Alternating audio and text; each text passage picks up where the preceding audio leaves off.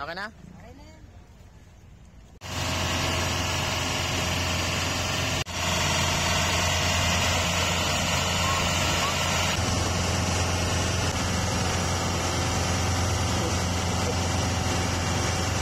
Hindi ko alam. Hindi ko kasi alam. Hindi ba? Wala kasi. Ano ba gagawin na? Sabi. Hindi ko na yung very good ako. Yung nagulot na. Alis kayo mamaya.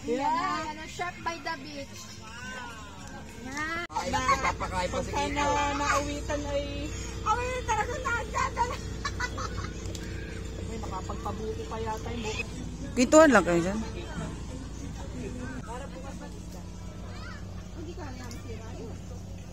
May yellow.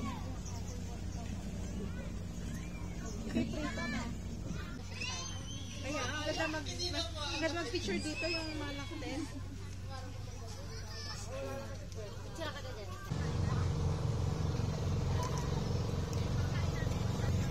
Sekreto. Ganito po ang nangyayari para po tayo ay maging matipid po sa ating produkto. JUF brand.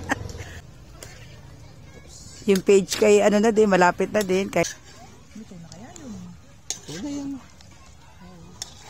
So bali ganito po, pag wala po kayong lalagyan, lalagay lang po natin sa plastic. Yun po ang mainam na paraan para po masave natin yung isda. So ganito lang po ang paglalagay, hawakan po natin sa ulo. Yan. Then diretso po natin sa plastic. Make sure lang po na hindi siya po basang-basa. Patuloyin po muna natin. Ito ang cook dyan ay si Edwin po ha. Oy, ikaw lang po ako. Nagkahalo po ang pag susino nagkahalo. Siyang cook. Siyang po. Ganun ba yun? Yummy. Kaya pag may... Tinago. Hindi mo siya makaka-absorb dyan ng lamig. Kaya nilagay ko sa plastic. So sir, lagyan natin ng sabaw nito. Dalawa-dalawa. Oh, amazing. Ang dami nating pagkain.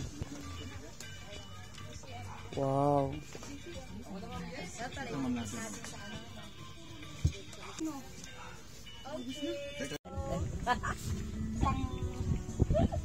Pang sabaw lang na. Pang sabaw lang na.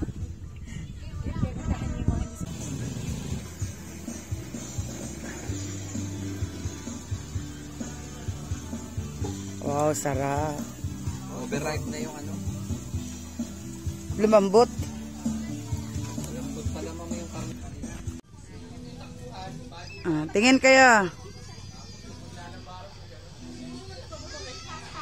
Ayan. Tinakman mo si Charlene.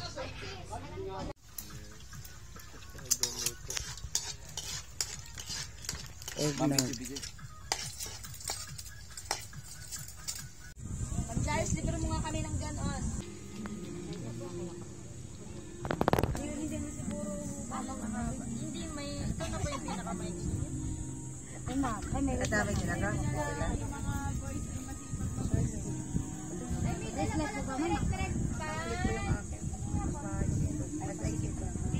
ko ba? Ito, gusto ko pilikan, gusto ko may flashlight. Parang ganyan, di ba sunga? May flashlight na yan. Natin pa mo po parang purple o. Ano yan? Parang yung sa'yo na dala Mr. Ram. Wait lang. 1, 2, 3, talon. Ulit. 1, 2, 3.